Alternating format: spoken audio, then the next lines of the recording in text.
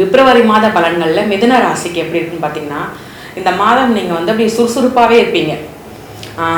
ஒரே இடத்துல உட்காந்துருக்காம ஓடிக்கிட்டே இருப்பீங்க. அலைச்சலாக இருக்கும். இந்த ஒரு விஷயத்த பண்ணணும், ஓகே நம்ம இந்த வேலையை பார்த்துக்கிருக்கும் போது இந்த வேலையை பார்த்துக்கிருப்போம்னு சொல்லி ஒரு ஒரு வித அலைச்சல்லையும் ஒரு ஒரு ஒரு என்ன சொல்கிறதுனா ஒரு ஆர்வத்துலேயும் சுறுசுறுப்பாக ரொம்ப ஓடிக்கிட்டே இருப்பீங்க. ஒவ்வொரு வேலையுமே ரொம்ப ரசித்து பண்ணுவீங்க. இந்த மாதிரியான ஒரு மாதம் தான் உங்களுக்கு இருக்குது. அலைச்சல் அதிகமாகும். ரெண்டாவது வந்து பார்த்தீங்கன்னா, நீங்கள் பேசுகிற பேச்சில் கவனமாக இருக்கணும்.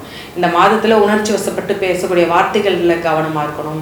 அதே மாதிரி ஏதாவது ஒரு விஷயம் நீங்கள் பேசிக்கிருக்கீங்கன்னா, ஒருத்தவங்களை பற்றி இன்னொருத்தவங்க நீங்கள் நார்மலாக பேசிக்கிருக்கும் போதே அது மற்றவங்களுக்கு வேறு மாதிரி போய் முடியும். நீங்கள் நல்லா பேசியிருப்பீங்க, அதுவே அவங்க ஒரு நெகட்டிவாக கொண்டு போய் முடியும். ஸோ நீங்கள் யோசிச்சு தெளிவாக பேசுங்க. இந்த வார்த்தையை நம்ம இந்த இடத்துல பேசணுமா அப்படின்னு கவனமாக பேசுங்க. ரெண்டாவது குழந்தைகள் படிப்பு விஷயத்தில் நல்லா இருப்பாங்க. அதாவது அடுத்து வந்து பார்க்க போது வந்து திருமணத்தில் வந்து பார்த்திங்கன்னா, கணவன் மனைவிக்கிடையே சிறு சிறு சண்டை சச்சரவுகள் வரும். ஆனால் உங்கள் வாழ்க்கை துணையிட்டிருந்து ஏதாவது ஒரு நற்செய்தி கிடைக்கும்.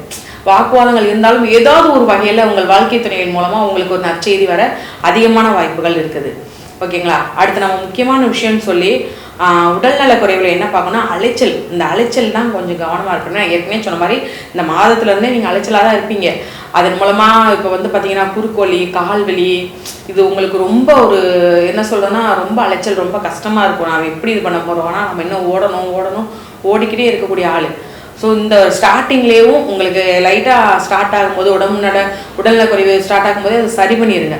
அப்படிங்கும்போது உங்களுக்கு கூட கொஞ்சம் ஒரு புத்துணர்ச்சி உங்களுக்கு கிடைக்கும். ஸோ இந்த மாதம் முழுவதும் புத்துணர்ச்சியோடு இருக்க மாதமாக இருக்குது.